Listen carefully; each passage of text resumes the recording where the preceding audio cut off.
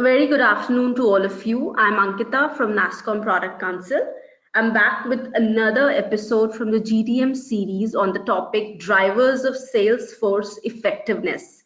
And to conduct this session, I have with me Professor Deva Rangarajan, Director, Center for Professional Selling at Ball State University, Miller College of Business. Thank you so much, Deva, for taking out the time, and moreover, thank you so much for your efforts and accepting the invite to conduct it from a different time zone altogether from US at the wee hours of morning. Thank you so much, and welcome to this session. And before I'll hand it over to you. Just two more things from my side. That please ask questions anytime during the session. Deva will cater to them either in the middle or at the end. And also, do not forget to leave your feedback to help me better my future sessions. Over to you, Deva. Yeah, thank you very much, Ankita, and thank you everyone for signing up for this webinar. And again, it's a fantastic opportunity for me.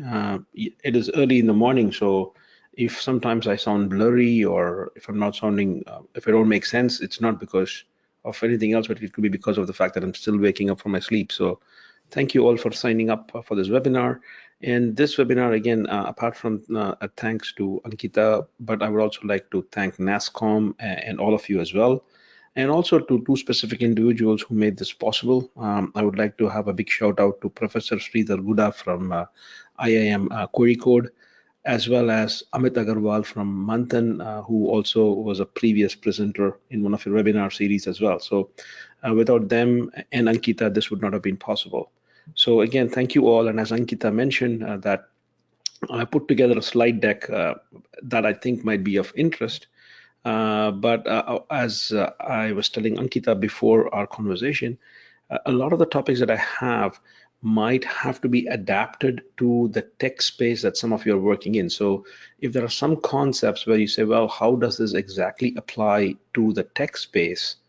Please feel free to put your questions, as Ankita said, or your comments on the right-hand side of your screen or the chat bot, and then I will chat bot, and then I'll make sure that I'll try to address those issues. So this presentation that I have is based on years and years of trying to run workshops with companies and running sales management programs, where we've had people from, again, when you run a sales management program, you have people from different kinds of industries in there. So essentially to try and come up with a framework and to understand what makes a sales organization successful, I draw heavily from two works. And as I progress in my presentation, I'll sort of let you know that these are two books that had a profound impact on me and how I actually go about conducting sessions on Salesforce effectiveness. So that's one of the things that I have. And I'm going to begin with the idea of what are some of the challenges facing the sales manager today? And this is irrespective of the kind of business that you're in. And some of the topics that I'm going to touch upon next are going to be more relevant for some of you, less relevant for some, but some or all of the challenges that face a sales manager is something that you might have felt in your career as well. And what you'll see here is that I have taken this input from a variety of sources, and you can actually see all the sources out there. And the presentation will be made available to you by Ankita, and all of these are hyperlinked. So you can just go take a look at all of this. And essentially, these are some very staggering numbers. So the first thing is that 84% of today's sales leaders don't think that they have the right team to succeed. This is pretty impressive considering the fact that you might be spending a lot of your effort, money in terms of recruiting the right kind of salespeople, but what happens if they do not succeed? What is also amazing is that only 50% of your, in fact, less than 50% of your salespeople are actually making quota. This is according to Aslan, a training company as well. And of course, then we also have the situation where, you know what, it's already difficult to get access to buyers. But when the buyers do reach out to you, very few companies actually are able to reach back on time. And this could be a Salesforce issue or not having enough number of salespeople to actually reach out to your customers. And the last thing you do not want is customers that you have landed or prospects that you have landed through your initiatives, and then you don't get back to them. And the people who actually get access to them are the ones who respond fast. Right? Again, these are some challenges that sales managers face. And of course, my personal favorite is that For every dollar a company invests in training its people, it receives around $4.53 in return, which makes for an enormous ROI. And I'm not saying it, Accenture is. But if you take a look at how salespeople feel that the training is being effective, you see that a very few, only a quarter percentage of all the people surveyed by the training industry in sales say that the sales training that they get is actually being useful to them as well. And then also there's more and more for the sales managers that, hey, we talk about all this, what the reason maybe why our people are not successful could be attributed to the fact that, hey, maybe we're not doing enough in terms of coaching, especially in terms of coaching to get win rates. Then we also have the fact that sales coaching is not made mandatory in organizations. So for your go-to market strategies to be successful, you also need to take the time to actually coach your people as well. And then, of course, the fact is that if you're not coaching your people well, your people are not hitting their targets. And if they're not hitting their targets, they're probably thinking about quitting. So more than 60% of employees talk about quitting if their managers are not spending a good amount of their time on coaching. And then, of course, if your people quit, and that's pretty much where, again, these numbers, I think we need to be doing research on what it means to recruit a good salesperson in India. But I'm sure that the numbers might not be exact in terms of $97,000, but I'm sure that what it costs you and your organization to replace a good salesperson is something that you cannot easily live down if you let go of people and you're not able to recruit somebody back as well. So in this world, what we're essentially finding out is that there are a lot of challenges facing the sales manager, all the way from saying, okay, what kind of people do I want? How much time do I want to spend coaching them? And then, of course, if I need to do all this, I need to understand where to begin with. And the lack of a good framework or something that a lot of companies do not necessarily have. And if you do not have it, then your sales managers are actually going to be kind of struggling to make sense of how to spend time in coaching their people. And this brings back to one of my earlier experiences. So I never introduced myself properly. So yes, I work in the US right now, but a long time ago, I graduated from a university in India, which is now goes by the name of VIT, Vellore Institute of Technology. And once I finished my engineering degree, and then I ended up in sales, and I used to work for a German company out of Pune, India, called KSB Pumps. And I remember the first week when I was in sales, it was very simple. They just gave me a product manual, asked me to read it for around a week. And then they said, and their idea of sales training was, well, go out into the field and sell. None of the kind of trainings that companies provide to their salespeople now. And I turned around to my sales manager and I asked him, what if I make mistakes? And his answer to me was, well, we are a monopoly. So the customer does not have a choice. The customer has to come back to us and you learn from making your mistakes. Yeah, you can still learn from making mistakes, but today the customer is not willing to forgive you as much. And essentially what we're talking about is that my manager did that because he did not have training. He was actually a very good sales rep who was just promoted to become a sales manager. And once you become a sales manager, the challenges that you face are going to be quite different. And in my personal opinion, for those of you who are working on sales enablement, your success with your go-to market strategy is going to depend upon how well your sales managers actually go out there and work with their sales teams. If you happen to be the sales manager themselves, the more amount of time you work on spending time with your team, the chances are that the team actually start becoming a money-making machine, but you need to spend time with them on this, right? So when we take a look at this, so essentially, was there a framework that managers can use? And I take a look at this framework as if I take a look at all the participants today that are in this call right now, and if I ask every one of you, how many bones do you have in your body? And I think the answer is going to come back and say, well, guess what? All of us, unless you're freaks of nature, or for some reason you're not necessarily you're handicapped or something, then I apologize for that. But all of us are supposed to have around 206 bones. When you have 206 bones in your body, and all the bones are structured in a particular way, but no two of us look alike.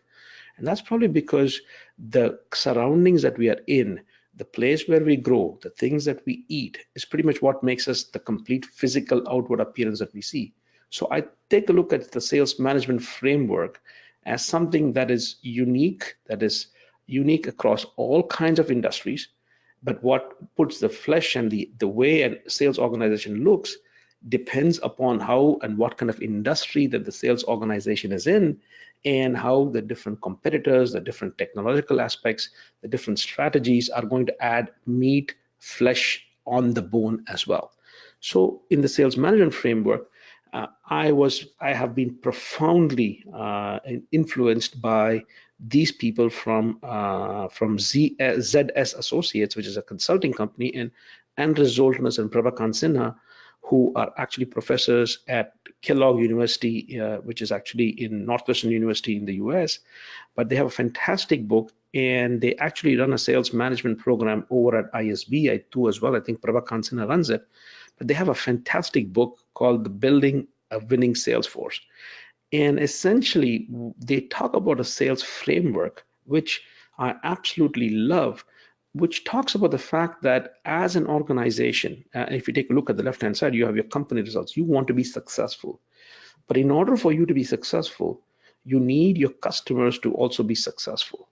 Now, those of you with client success or customer success titles, you will understand the importance of this, because if your customers are not successful, you are not going to be successful. If your customers default, if your customers quit, if you have churn, then your more churn that your customers have because they're not performing well, your company is going to be affected by it.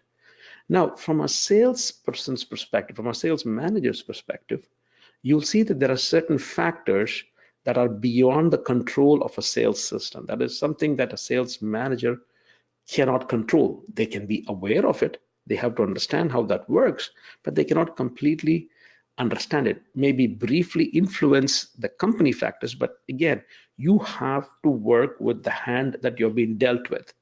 So there are certain things that a sales manager cannot control. That is, they cannot control the environment that you're operating in. So what's happening in the market?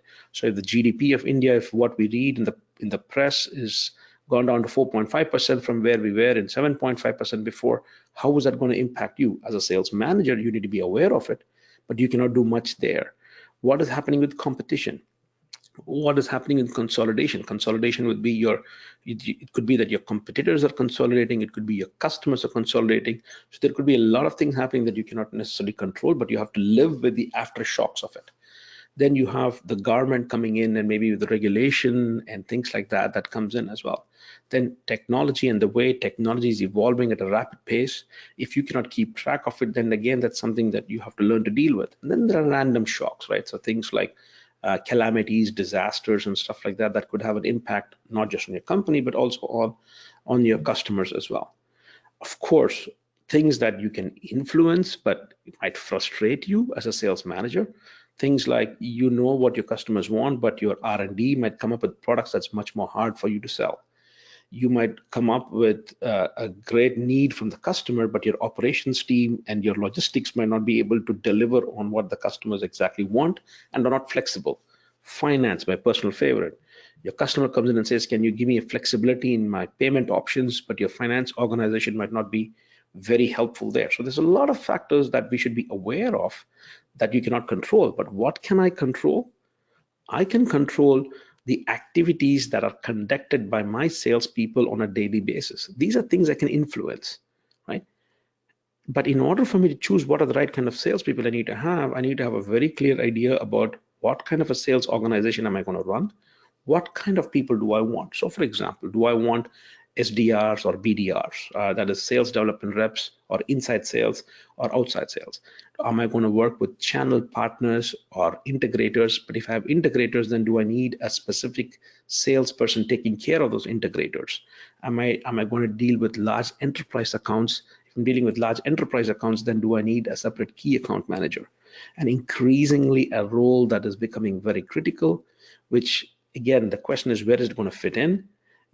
Are we going to have client success roles as part of sales organizations, client success, customer success, and all of this will then decide the kind of salespeople and what activities they're supposed to be doing.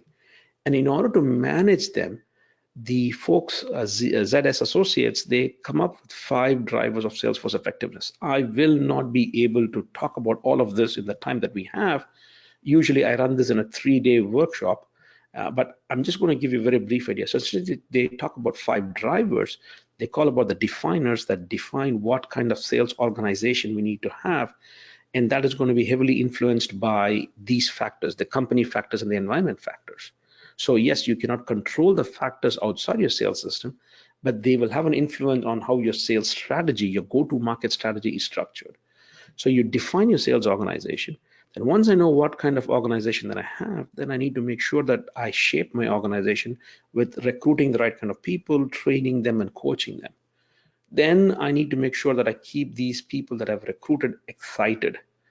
Then I need to provide them with the right tools and skill sets and enlighteners. So those of you working in sales enablement spaces, enlighteners is where you typically come in. Does not mean that you're not involved earlier, but that's a very critical place where you come in. Those of you who are working on CRM systems, you're also coming in at this point in terms of enlighteners. And what we are very good at as sales managers are actually controllers. How do we control our salespeople? But what you will see is that if I don't get my definers and shapers right, of course, I'm not going to be able to control or do my performance management of my salespeople. So this is a framework that I absolutely love, and I recommend that if you get a chance to read a book, it's called Building the Winning Salesforce. It's a highly recommended read. It's not easy to read like some of your other books, but if you read it and you put it in practice, it's one of the best books that I have read in a long time, right?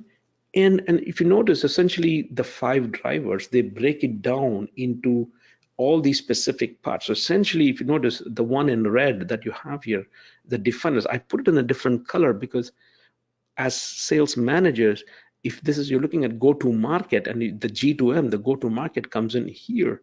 If you do not get your go-to-market strategy right, you're not going to have the right kind of sales organization, and no amount of you trying to give them enough incentives and do everything is necessarily going to work unless you have superstar salespeople. And unfortunately, we all know that maybe if you take a look at 100 salespeople, there are 10 people who are probably superstars, and there are going to be 20 to 30 people who you really need to fire, should not be in sales. But most of you are going to be dealing with the remaining 70 that you will have to take them through the journey. And if you don't do your job right up front, you're not going to have the right kind of people. You're not going to be able to coach them the right way.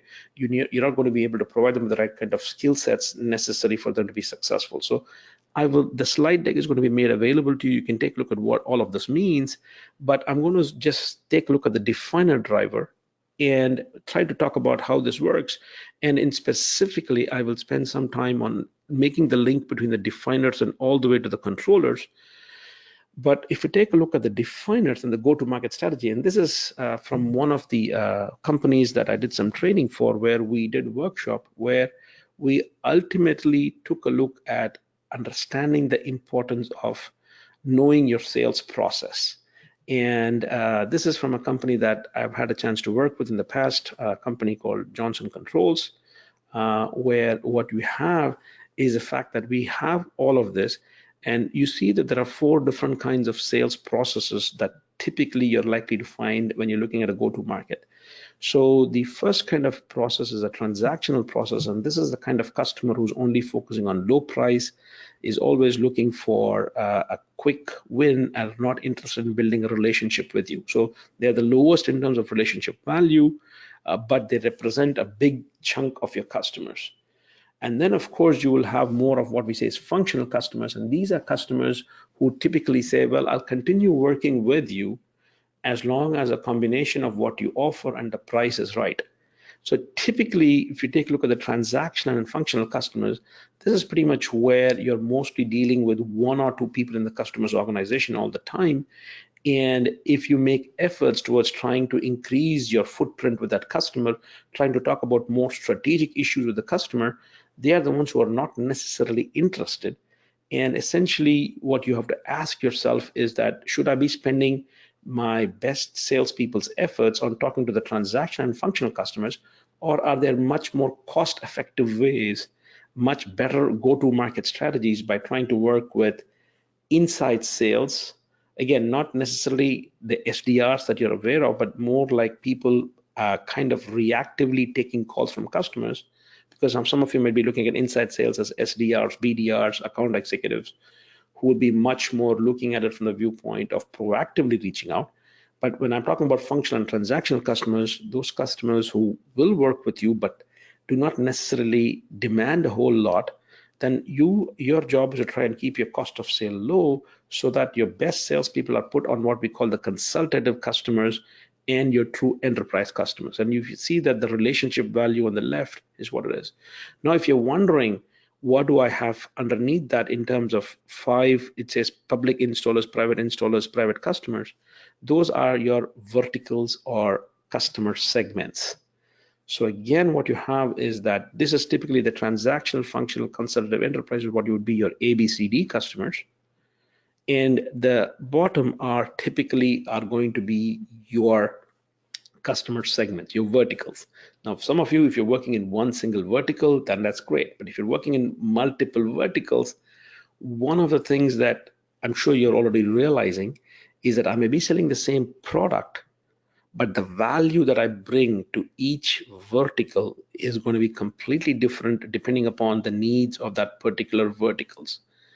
And here I draw your attention to work by Gartner CEB that says that every vertical, depending upon the complexity of your sale, there are anywhere between 5.4 to 6.8 people involved in the customer's decision-making unit. So which means that the more number of verticals that you have, the more number of people involved.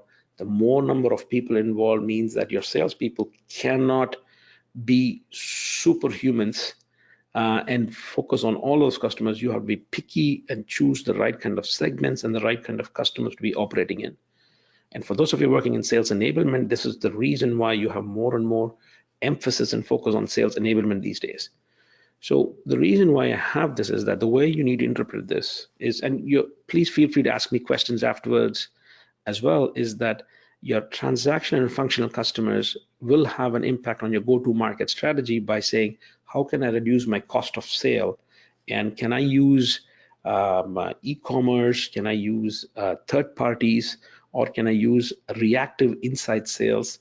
And increasingly also RPA, routine process automation, RPA, which can be used to deal with these kind of customers if you're really that far into technology, thereby freeing up the time of your salespeople to focus much more on the consultative and enterprise, which, as you notice on the right-hand side, has a big impact on the resources that you allocate.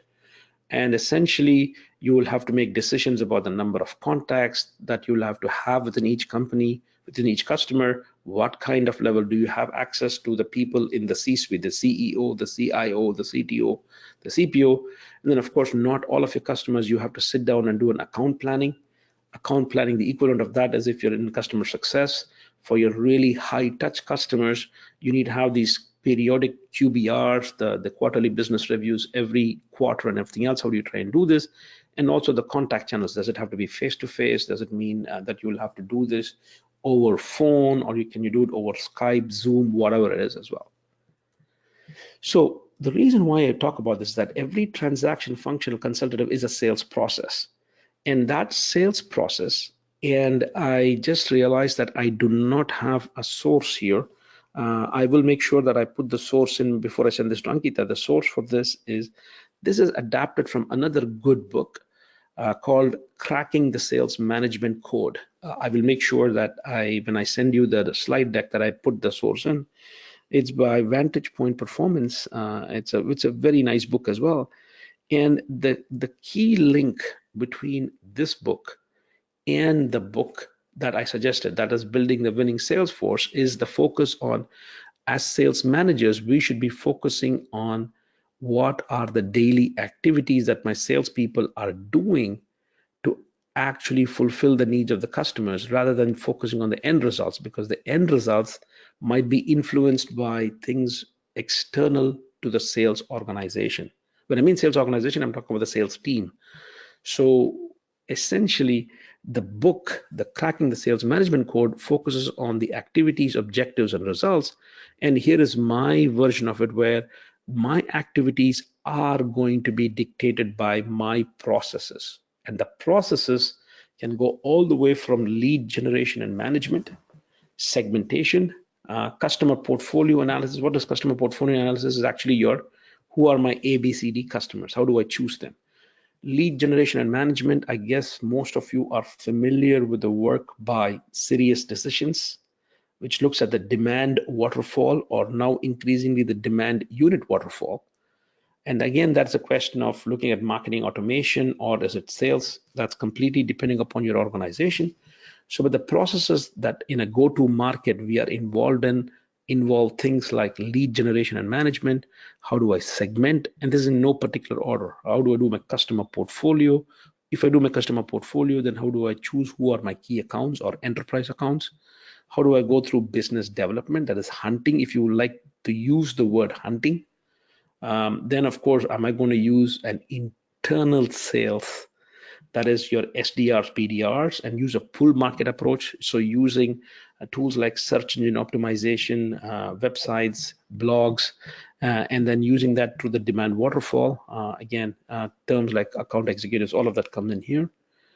Channel management. So if you decide to say, well, not all of my customers, I'm going to go direct, I'm going to go indirect through my channel partners, then you would go with diffuse sales, where you're one step removed from your customers, but then you also need to manage your channel partners as well. Then, of course, the last one, the process, this is something specific for managing my sales team. So while the first set of processes might be about trying to bring business in, the last one is specifically for sales managers. Is how do I manage my sales force with all the other activities that we talked about, that is recruiting, training, all that kind of stuff, right? That's one of the things we need to do. So if I have all these, the activities then from a salesperson's perspective can be broken down into the following. And this is true irrespective of the kind of company that you're working in. So essentially, if you're working in the tech space, but work for companies like Accenture, PwC, where you actually have an outside team going and bringing in customers, or if you're looking at those kind of tech companies where we just work with inside sales, SDRs or BDRs, the key thing is that your salespeople, they're looking at 4 different kinds. The call management is something that you might want to do with your SDRs.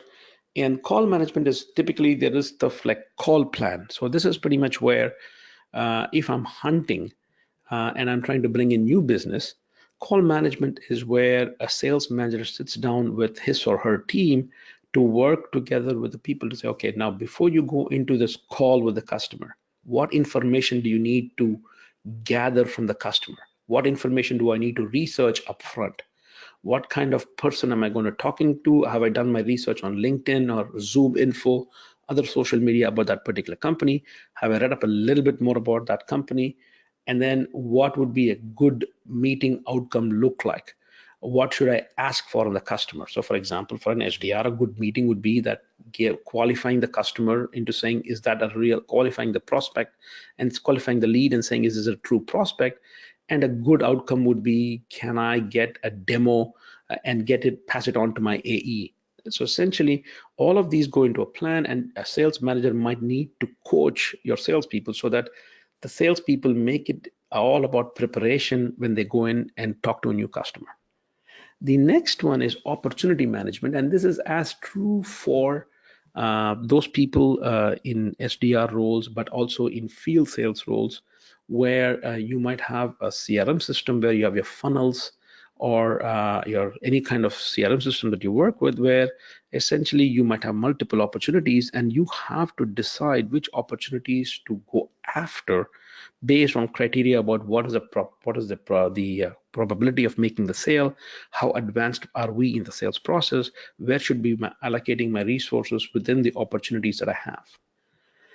Account management is more specific for your key account managers and your enterprise accounts, where you sit down with some of your really important customers and start asking them, what kind of business do we want to be doing with them moving forward, to make sure that the customer has complete confidence in you, that you have more share of wallet with that particular customer, and how can you co-create with that customer. Again, that's essentially something. So some of you, if you get a chance, just go to Google and type in Miller Hyman Gold Sheet.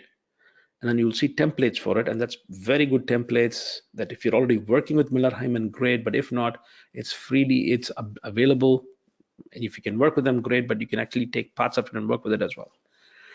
Territory management, this becomes interesting, and this has got to do as much with a salesperson as it is with a sales manager. So from a sales manager's perspective, when you coach a salesperson, territory management, and this is especially for field sales force, if you have a sales force that actually goes out there and brings the business, you have to train them. It's a kind of an opportunity management where they have to decide to say, well, I have this territory and I only have so much time in a day. So in the time that I have, which customers should I be focusing on? So while opportunity management is more about opportunities that are already happening out there and that are already in your system, territory management could be about also making sure taking one step back and saying, okay, if I have a territory, which customer should I absolutely visit? Which customers I can put off?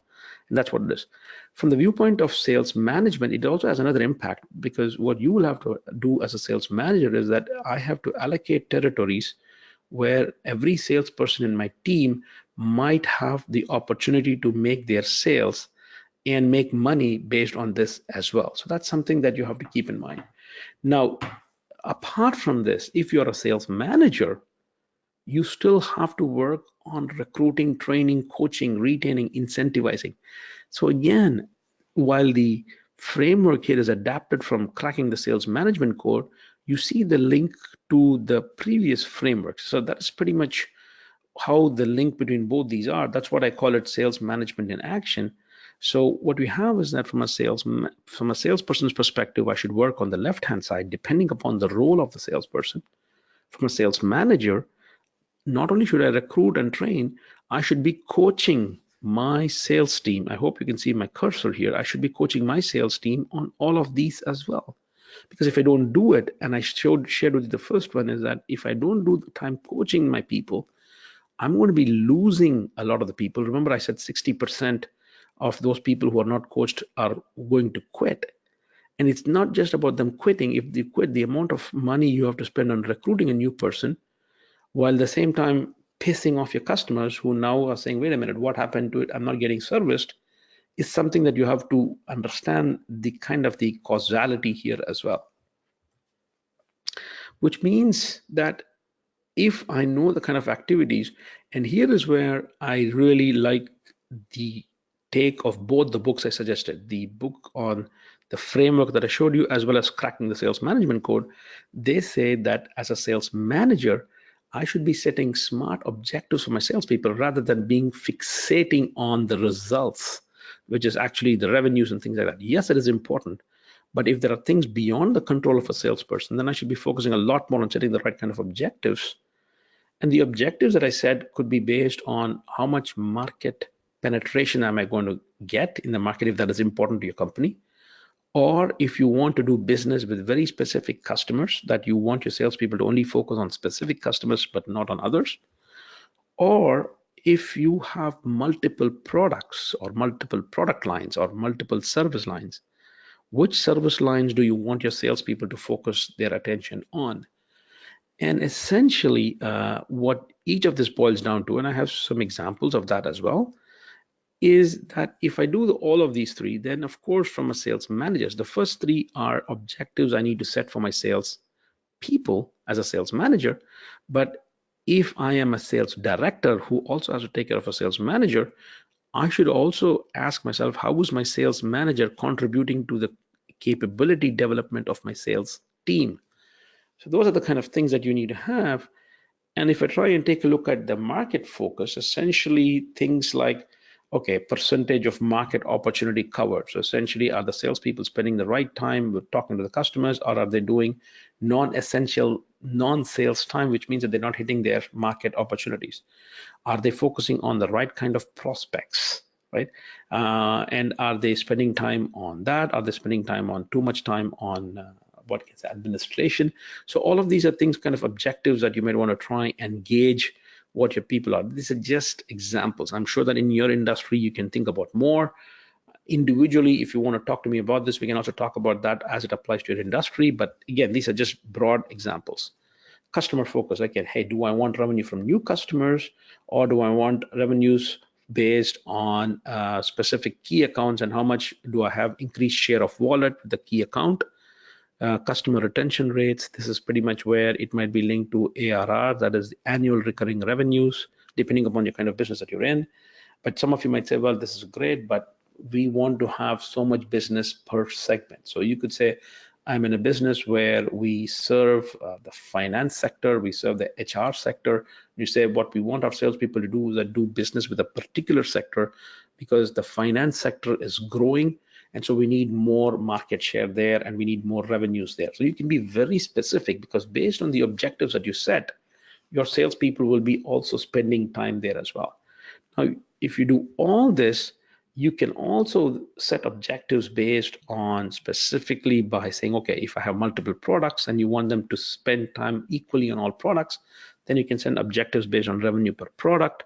You can also say, well, we are going to be launching a new solution and we want you in a particular time frame to have a percentage of revenue from these particular specific targeted products that we're launching. You can talk about that as well. You can also take a look at if you have multiple products, as a salesperson, just spend time on one product, or are they just spending time on selling everything else? Are they doing cross sells? Essentially, these are just some examples of objectives that you could set for your salespeople. But from a viewpoint of a sales manager, if I'm a sales director and I have to manage a team of sales managers, I should be looking at setting objectives in terms of saying, okay, well, as a sales manager, what should be the hit ratio of their team? That is, how many of their sales people are hitting their targets? It also saying that that's the next one, the percentage of deals advancing in the pipeline is a coaching objective, saying that in terms of how well are the sales managers coaching their salespeople to focus on the pipeline and to make sure that they drive it down to get your business. How are your sales people reducing the length of the sales cycle time is also something that the sales managers are going to be evaluated on. And of course, salesperson's competency development.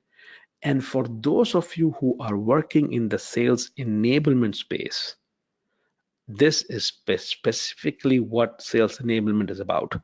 It is about getting your sales team up and running. For some of you who are thinking sales enablement is about making sure that we use the right platforms to make it happen. No, it is not about platforms. It is about all the four things that you have here, right? So essentially, in my opinion, if you look at sales enablement, before you start talking about technology, start asking yourself, are your sales managers right there with the right level of competencies, being able to get their salespeople to hit all of these kind of competencies and getting their people up to speed as well. Now, of course, if you do all this, yeah, typically the idea is that you should be hitting your revenues, your numbers, your market share and satisfaction. But I'm not going to spend too much time on this, not that it's not important. But as I said earlier, let's say, for example, you're working on a deal and then your competition comes in and completely undercuts the value of the deal by lowering the price because they desperately want to get the customer. Now, unless you're willing to sell below your variable cost, that is again illegal, or you want to sell at a loss, it is completely beyond what a salesperson can do to get the deal. So essentially, financial aspects like revenues by customer, margins, one of my other favorites. You take a look at margins. A lot of times you as a salesperson are dependent on the customer to give you the right kind of information, and based on that you make a proposal. But what if the customer was not very forthcoming or did not exactly give you the right information? Then the cost to serve might go up from the initial idea, so you may not be able to completely control the margins. This is assuming that your salespeople do not say anything and everything that the customer wants to hear to get the deal. I'm assuming where things happen and you work on a deal, but then things blow out of control, or your organization internally is not delivering the value as they told you they could promise. So holding the salesperson responsible for many of these things which are beyond their control is something that you should be very careful about. And that all indicates the same thing for market share. You could have a competition coming in, you could have consolidation.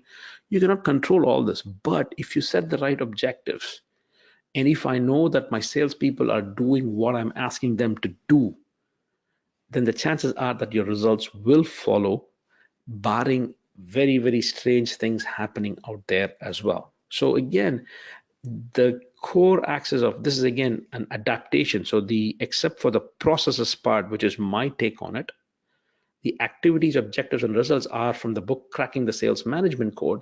But the key to the activities are going to be your processes, which is something that the book does not address specifically, but they do hint at it as well.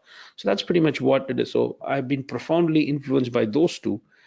And in conclusion, again, if I were to choose between both the books, and there are very other good books as well, but these two books, in my opinion, have done a very good job of defining from the viewpoint of sales managers, how do you want to put it in place. In my viewpoint, this is the book. If I have to choose between both those books, this is the book that I absolutely love. That's the sources there before. And here is what it is. If some of you are working for startups, or if you're just setting up your venture, when you implement your go-to-market strategy and your sales organization, it's great. You start from the left, you define, you take the time to define, and you go all the way till the implementation, and you get your results. But if you're inheriting a team, and you will see that if you are wondering why we are not performing as well as we should be, the more you do a diagnosis, the more you will see that the issues might be with all the things that go all the way from your right to your left. That is, my performance is not so good. That's probably because we have not spent enough time giving them the right kind of tools. But even if you give them the right kind of tools, do we coach them enough and keep them excited? But probably we're not doing it because we don't have the right kind of people. Yes, we have people excited, but they don't have the right kind of skills. But hey, why did we recruit them in the first place? It's probably because we did not do our homework here. So this is usually what's going to happen. And unfortunately, most of us inherit a team, or if you work for startups, you grow very fast. And then you now have to, at some point in time, you need to bring order in. So this is a framework that I absolutely love and stand by. And again, this is something that I will sort of leave you with. And I know that this has been a rapid fire 42 minutes. But again, I wanted to share with you things that normally I do over 3 days, but hopefully I give you the gist of it, of what it is all about. And again, needless to say, I can be contacted here. Some of you have already connected with me on LinkedIn, but there's also a source here at the bottom, HTTP. This is a web. This is actually a YouTube channel where there's a lot of free sales content where I have interviewed industry experts, and I will continue to do it and then post a lot of content on this as well. And I didn't put a specific slide in, but currently me and a couple of other colleagues, we are working on topics related to AI, RPA, that artificial intelligence and RPA in sales. We are working on the concept of co-creation of value using customer success managers and inside sales reps. So if you would like to participate in our research by doing interviews, please contact me at this email. When I send the slide deck over to Ankita again, I will include the reference to the other book, as well as mention a couple of research projects we're working on. If you would like to help us with that by giving your expertise, it would be very, very useful. And once again, I thank you for your patience and your time. And now I should look forward to the questions. Thanks. All right, thank you, Deva, for this wonderful presentation. So let's move towards our Q&A session. Yeah. By the way, I have just copied that link and I've sent it to all the audience by chat. Yeah. So Great, the first question is by Ashok. So he's asking it's a longer question indeed. Sure. In one of the product, we spent about 1 year to develop and a lot of money was spent, but just before launch, sales and marketing team came back with bunch of feedback and launch was delayed. Yeah. However, sales and marketing team were involved much earlier in product development. How do we avoid such situations? Indeed, right? So this is a very, very interesting point. So I do not exactly know the organizational situation that, what is the name of the person? Sorry. Ashok. Ashok was mentioning is that, but most of the time, if you take a look at any kind of new product development process, and I'm assuming that again, if you are an established organization where you have an NPD stands for new product development, the idea is that exactly as you said, sales and marketing. So once you have the product being deployed, once you have the prototype or the minimal MVP, the viable product that you have, minimum viable product that you have, usually you have your sales team actually going out there and the marketing team trying to see, is there a market for this? That's ideally how it should work in your stage gate process, right? Now, it does not mean that all the time it works smoothly, but this pretty much usually happens. And it goes back to the sales framework where from a sales and marketing team, you might run the risk of a product being created that did not have the correct input from the sales organization, or the fact is that the sales and marketing team did not provide the information at the right time or did not provide the right information at the right time. And either way, whatever is going to happen is that you're going to be stuck with this. So essentially what we would suggest you do, which I'm assuming you try to do as well, is I would work on, first of all, having a cross-functional team even right up front in terms of trying to develop the right kind of product that can actually help you do that. But I'm curious to see, when you develop this product, did you specifically do any kind of voice of customer exercises, customer journey mapping, to truly understand specifically what is the problem that a customer has that we're going to fulfill with this, and vet that problem by talking to specific customers, right? So for example, one of the books that I really like and that's freely available is called Democratizing Innovation by Eric von Hippel. And essentially, it's a great book where you can actually go in and you can actually download the book. And they talk about how I should work together with potential customers. And I should work with those customers who are trying to be ahead of their competitors 2 years out of. They call them lead users, right? And essentially choosing those and getting your sales and marketing team involved in identifying those, bringing them in, and working on a kind of a co-creation project is how you should be going forward. And assuming that you were not able to do it, maybe that is something that you can think about in terms of looking at it.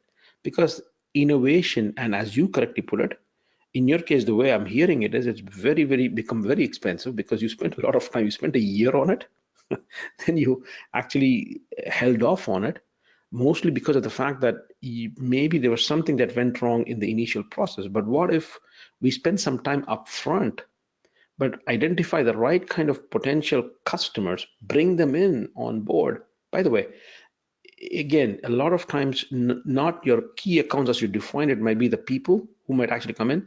There are strategic customers who might be smaller today in the amount of business they give you, but are more willing to work together with you. And then that's how you try and do it. And then you do things like customer pain point analysis, because creating a product from your own side, again, people always dream of the apples, right? But tell me, how many examples of apples do we have out there where we created a product where people go in and say, hey, this is the coolest product that I want to have right now. So that is what you need to do. You need to identify what is a problem that the customer is having, and you cannot do it without involving the customer in and understanding, not from the viewpoint of marketing or sales, but from the viewpoint of everybody. And it's a pity I cannot do that here, but I would definitely, if you get a chance, Ashok, to go to Google and type in IT, that's an information technology, and swing, go to images on IT and swing, and take a look at the cartoon that you'll get there. And that will explain to you all the issues that you're going to have, not just in creating the product, but also in terms of delivery and in execution as well. And not to mention the whole thing that if it goes into fruition, not only are you going to face a problem in execution, you're then going to bill a customer, and the customer is going to get a billing that is going to be like, what the heck am I paying for? And you're going to have a complete idea. And then the worst thing that could happen is that people would go online and complain about it to others, which is not something that was happening when I was relatively younger and I was in sales. We didn't have internet where people could go complain. So Ashok, it's a long-winded answer, but hopefully that answers your question. Huh? Sure. Thank you, Deva. The next question is by Pallavi. She's asking, is there a point where these drivers overlap, especially the exciters and the previous driver? Yes. See, the fact is that if you take a look at it, so any kind of framework that we have is kind of frozen in time. So it's like cross-section. That is, at one point in time, that's how it looks. It does not take into account that there's a lot of going back and forth, right? In real time, things go back and forth. Yes, there are some drivers. For example, what we do in excitement at one point in time could be a compensation. That's great that you talk about, because one of the drivers you see is that compensation is both an exciter as well as a shaper. A compensation and the incentive structure that you give is a shaper when a salesperson fresh into the organization understands what they should be doing to earn certain things, and then they put their efforts to make sure that they hit the targets, so that when they hit the targets, they get the compensation in line with what efforts that are put in, so that then keeps them excited to going back to the next one. So essentially, it's a beautiful question that you ask, that the framework is like a snapshot in time, but actually there's a lot of going back and forth happening there as well. So the idea is that not to always keep track of what is happening as a sales manager within your organization, and making sure that, hey, coaching is again something. So when I have to shape the behavior, I need to coach my people to say, this is what you need to be doing. But once they've hit their targets, you need to now coach them on, okay, now how should you get better at this? So you have all of these things which actually go back and forth as well. And again, as a sales manager, what do? Okay, I set my target. This is what I did. I shaped the behavior, but they were not performing well. So I have to go back and again, what should I do to shape the behaviors? That's how you need to be looking at things as well. So hopefully that answers your question, Pallavi. All right, thank you. The next question is by Mubin Mohammed. He's asking, what are the most effective lead generation channels that you would recommend for the enterprise sales in IT? What are the most effective ones that work in 2000, that will work in 2019-20? Yeah, That's an so interesting for question. me, is that, well, you're talking to a person who firmly believes that you need to have salespeople out there selling out there as well. I personally think that if you take a look at it, there's still, we're not there yet where technology is going to take over everything. But essentially, we believe in the idea that people buy from people, right? And that's something that we are still not there yet, where people buy from machines. It's not far away. It is going to happen. But even when people buy from machines, they're only going to buy, if you go back, I talk about 4 kinds of sales, right? So as I talk about transactional, functional, consultative. So when you take a look at repeat purchases, typically fall into transactional and functional. So when it comes to repeat purchases, customers are increasingly going to say, well, that's not something that I really want to spend time on, so I can just buy things myself. So I actually have one of my ex-clients who actually was based in Ireland, and literally he called me up once. This is when I used to live in Belgium and I just moved to the US. So out of excitement, he calls me up at 4 a.m. in the morning for me, and it was like 9 a.m. in Ireland. He called me and he says, Deva, we had our first sale where we sold a compressor, where literally we had a purchasing bot reach out to us, and we were actually able to sell it after that based on that. So essentially there was no human involved in terms of even the purchasing side reaching out to you as well. Now, when you talk about enterprise sales, it's quite different, right? When you talk about enterprise sales, it calls for a customer who has to make significant changes to the way they work in order to integrate what you're going to sell to them as well. So essentially, there's a huge amount of risk involved about what happens if this implementation does not go right. So yes, you can take a look at new methods. So essentially in 2019-20, what would I do? I would write white papers. I would have blogs. I would talk about storytelling. I would talk about how to tell stories about how you help others. I firmly believe that we are right now in the era of 2 things. One is, I call it the Amazonification of expectations. That is, even in B2B, the people who buy in B2B happen to also buy in B2C contexts. So which means that they buy in Amazon and they expect the same level of kind of service even from their B2B service providers. It's not fair, but that's how it is. So that's one of the things that I have. And the other thing is trip advisory of things. These are things words I make up, which is people trust other customers than the supplier. So TripAdvisor, so I think but TripAdvisor is active in India too, but you know what I'm talking about, right? Yelp, TripAdvisor, all of these where people trust other customers. Now, why am I saying this? Is the fact is that we need to be using all this in our storytelling to get the customers in. But the fact is that this is no different from 2000, where when we did this, when we had to go sell, we still would have objections that the customers would raise to saying, why would we trust you? And I remember when we teach our salespeople, even now for field sales, the method of handling those kind of objections is typically storytelling, including, hey, why would we trust you? What happens if this is right? What happens if this is wrong? And we talk about that as an objection handling technique, which is what we refer to as feel, felt, found. I understand how you feel. There have been other customers who have asked the same thing, and this is what we found out. Guess what we're doing? We are presenting the same white paper, but we're doing it face to face. Now, what is happening in today's day and age is that I can do this with technology. I can put it on my website. I could use things like Sitecore and other kind of things that can actually make sure that the customer who comes to the website is routed or routed to the right kind of information. I could also use account-based marketing, ABM tools, marketing automation tools, say Pardot, Eloqua, and then I believe SAP in the cloud, I believe, and there are many of those kind of new Marketo, which is owned by Adobe right now.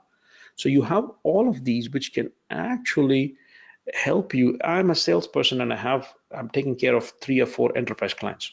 Again, in my day and age, when we talk about enterprise clients, if you had more than 2, that's already too much.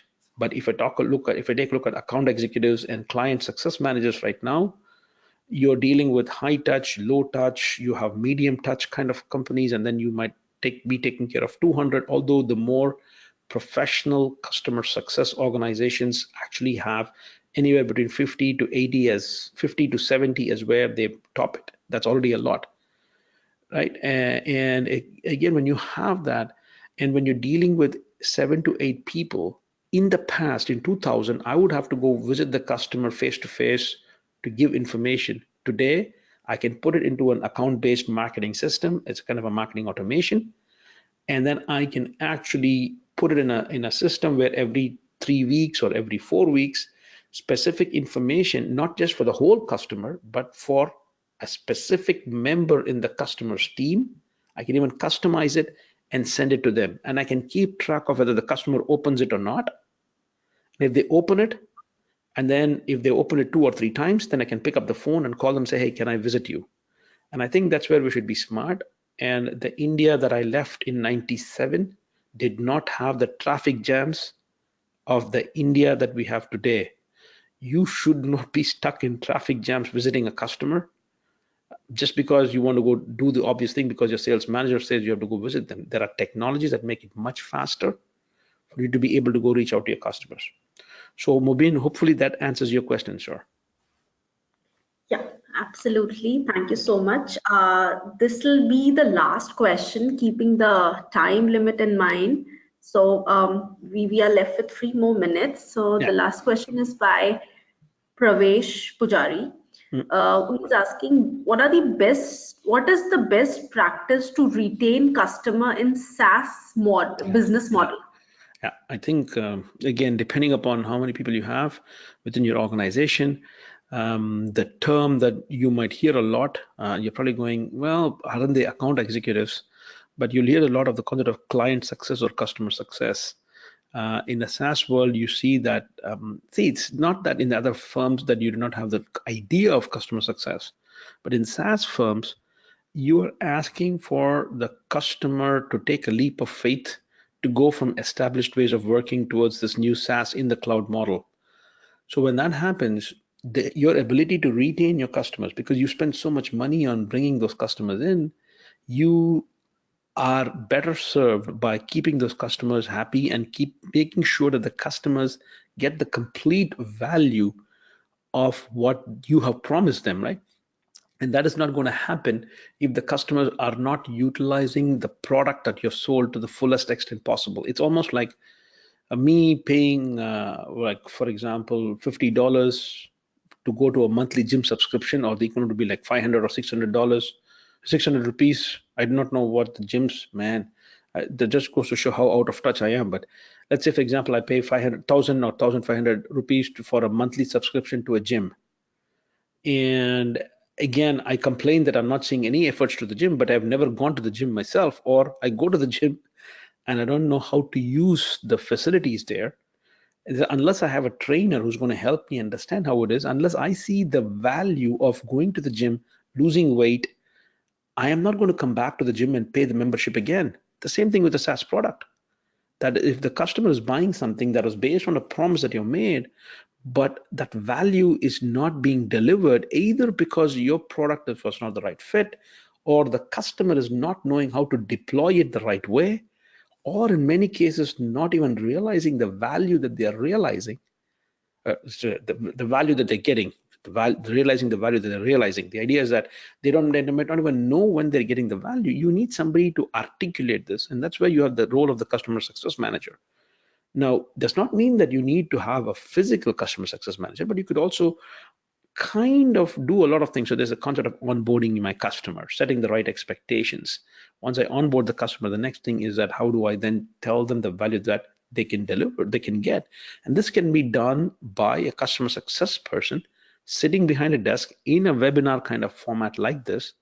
And that can be done, and that will maybe increase your retention rates without necessarily having to use a salesperson who's better out there going out there and bringing new business in. So the idea of client success and customer success is really gaining traction, and that is also one of the focus of research that we're working on as well. So there are platforms like Gainsight, Totango, Natero out there, and the Churn Zero. They actually have good platforms out there that work on your customer success platforms as well.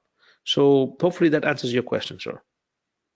Yeah, it does. And thank you so much, Deva, for this great session. It was absolutely fantastic to hear on challenges facing the sales manager framework, opportunity management, so on and so forth.